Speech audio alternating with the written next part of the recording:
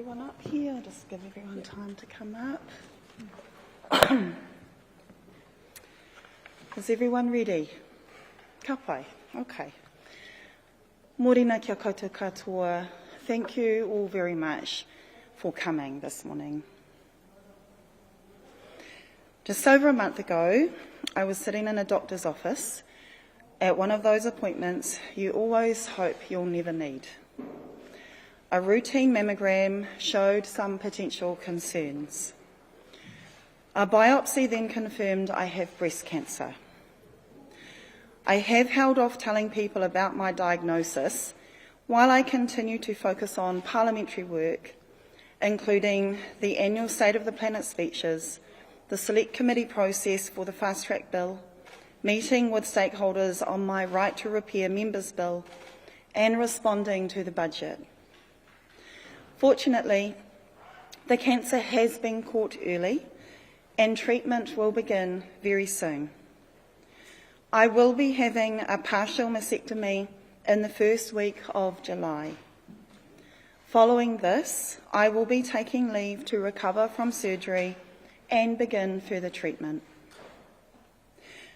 I do want to be clear that we are fortunate to have picked this up early enough to give us the best odds of getting rid of it, thanks to the breast screening program. I reiterate today how important it is that our cancer screening programs are supported and equitable and can make sure more people are screened in time to save more lives. Wahine mā, please book in your mammograms. I want to thank the team of surgeons, nurses and healthcare workers who have been able to reassure me through this process and who will be with me every step of the way for the next several months. Our public health system is a taonga, and our kaimahi even more so. As I've come to terms with this diagnosis, at the forefront of my mind has been how much our mahi for planet and people means to me, and how difficult it feels to take some time away from it.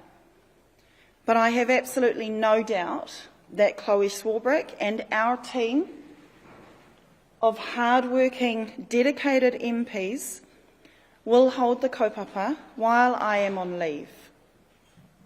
I intend to work through to Matariki and then spend a few days with my whānau preparing for surgery. I will be on leave and unavailable for media from Saturday the 29th June, after attending Matariki ceremonies in my official capacity on Friday 28 June. I ask that while I am on leave, my privacy is respected. At this stage, I expect treatment and recovery may require around 4 months, but I am not yet able to confirm exactly when I will return to Parliament. I will be asking Green Party delegates at the upcoming annual general meeting to vote for me for co-leader in the full knowledge that I will be taking some months off and the full trust that I will be returning with fierce determination to fight for people and planet. As I stand here with this wonderful caucus behind me, I feel enormously grateful for the outpouring of aroha that has carried me and lifted me up at this time. My husband is continually my absolute rock of emotional support, and my tamariki and mokopuna generously share their mama and their nana with the whole green whānau every day. E hara taku toa I te toa takitahi, engari he toa takitini. My strength is not mine alone, it is that of many. This is not a time for political point scoring, but as the Green Party, we always understand that the personal is political. I am naturally someone who wants to look after others. I don't find it easy to listen to the many wise voices who have been telling me it's time to look after myself for a while. Instead, I can't help but feel how deeply unfair it is that not everyone in Aotearoa has access to the same support I do, and how much better off we all could be if we put our values of care into action, not only at a personal level, but as a country.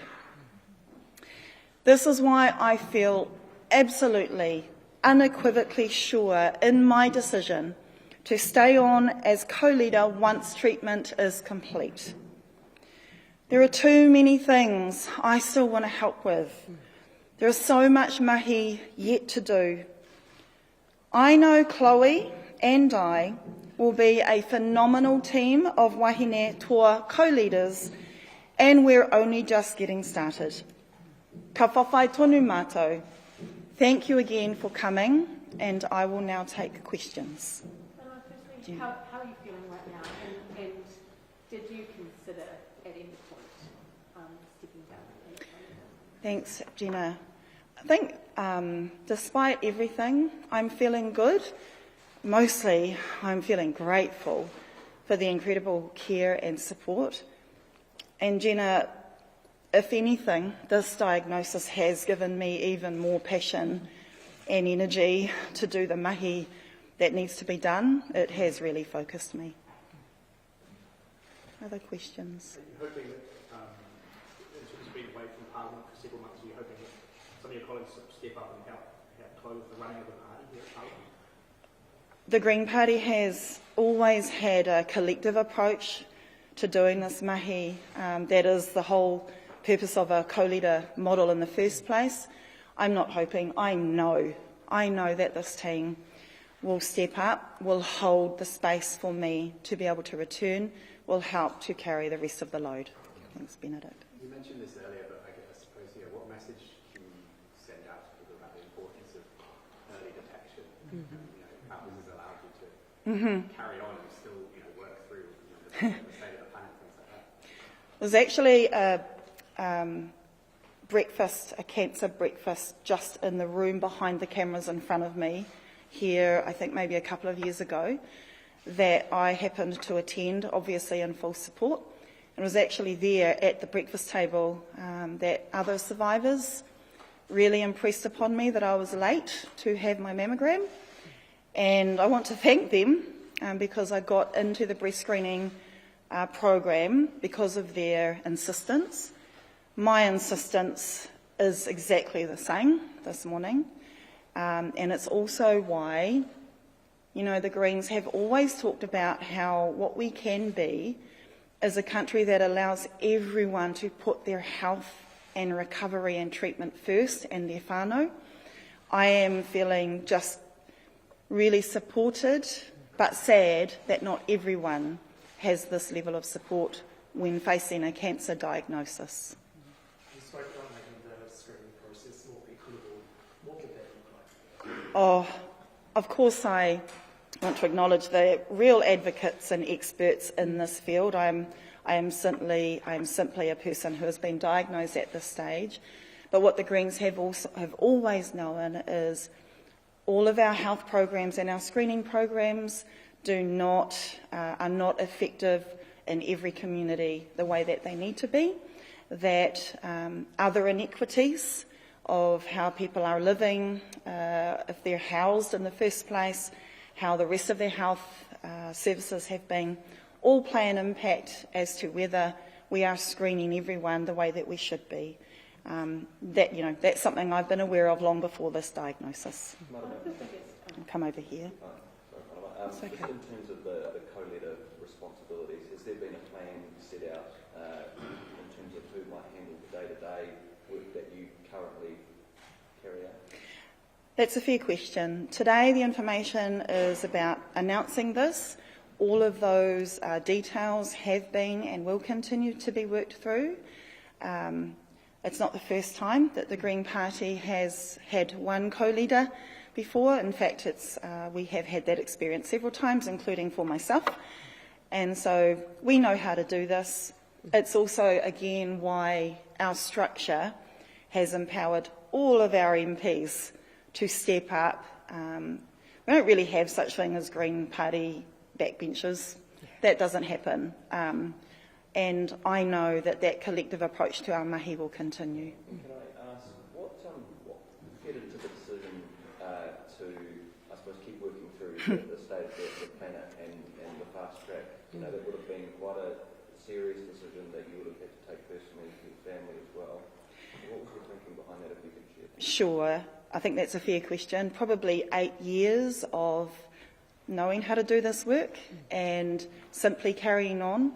I did mention to Jenna before, if anything, the diagnosis really helped me to focus even more. While I can work, I will continue to. One of the biggest sort of fallout stories of the budget was the government's decision not to fund the cancer jobs.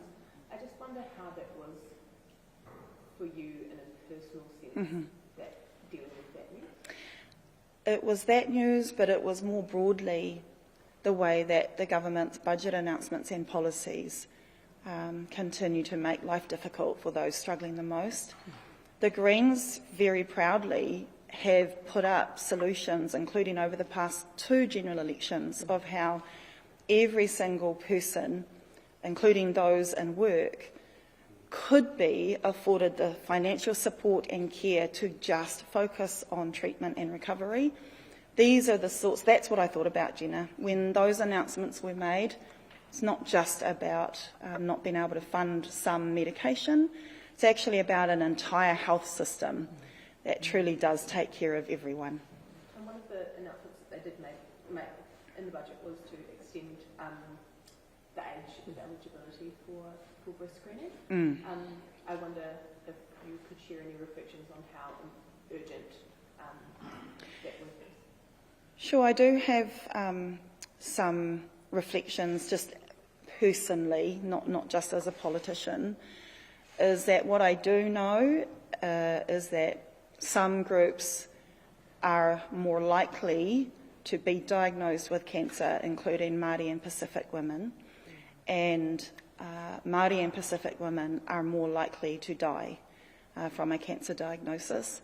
That's part of the equity that I have been referring to, about making sure that our treatments, our services, our screening is getting to communities the way it needs to. Those are some of the reflections that I've been having as I experience the system. I just want to make it really clear that the surgeons, the nurses, the clinicians, all of the health workers have been absolutely, and this is in our public system, have been absolutely stunning and doing their mahi in a sea of insecurity, and I really want to honour them. Dr. Chloe, how are you doing? Because obviously you've just taken up the mantle of not only dealing with this, with Marama being a friend, but I'm interested in this space. How are you doing? This isn't about me. You know, as Marama has just alluded to, the very reason that we have the co-leadership model and the very reason that we've many times in the past made jokes about the fact that the Green Party is not so much a hierarchy as it is an ecosystem is because we very much are. The way that we do things is that we realise that no one person changes the world alone. So, you know, we've also been really forthright about the fact that the last few months have been an incredibly rough time, and to that effect I think that you can see that our caucus has stuck together and we have an incredibly hard-working, powerful group of people behind us. So we are looking forward to continuing that work and holding the space for Marama when she returns. I'm just wondering if you can tell us a bit about what Marama told you and what you can share about the conversation. You haven't been co-leaders together for a very long time, you have been friends and colleagues for a while. Yeah. Marama Davidson is one of the strongest people that I have ever met, and the things that people see in public are just the tip of the iceberg. I cannot begin to express just how proud I am to stand alongside her, and to that effect also to do the work and to do the job of holding the space for her to return. I was told a few weeks ago, and we have been working together since that point in time to make sure that, as Marama herself has alluded to, that we have the plan in place to make sure that everything from this point in time is about our team continuing to get through and keep the focus on the mahi that we come here to do, which is to uphold people and the planet. Where was the rest of the caucus? We had a meeting this morning. And I mean, like you just touched on, it's been quite a tumultuous year for the Greens. I mean, you know, this latest thing, like at what point do you just like, oh, man? The work's too big, man. Yeah, the work. Yeah, it's been a rough time, right? We've been quite upfront about that, and all through that, our work has continued. All through that, we've been supporting and loving each other to keep focused on the work and to get through those rough times. No one controls where cancer lands and how, so this is just something we have to work through. And with their incredible strength, I am coming to terms with making sure I take time off to be treated and heal. We're reminding her that's her work. I remember when Kerry Allen was diagnosed with cervical cancer, she had some pretty confronting statistics. Yeah. You touched on this Yeah. before about survival rates of Yeah. particularly Māori women in that situation. Were you given those same statistics when you were diagnosed? Yes. And how did that feel? Yes, although I had some awareness of health inequities, especially for Māori and Pacific communities, I think you're given a wonderful booklet and information that made those realities even more stark to me. It's just completely coincidental, right, that I happen to have a public platform, and I absolutely know I've got a responsibility to be clear about the work that our system needs support with, to be clear about the inequities that need to be addressed head on. Got a lot of friends who I wish were still here from breast cancer. Probably most of us have. And I'm thinking of them and thinking of their families and feeling grateful beyond words that we are going to treat this, that I have the care and support to be able to focus on treatment and recovery. It looks like there is enough questions from everyone. Thank you once again for coming. Have a good day. Kia ora.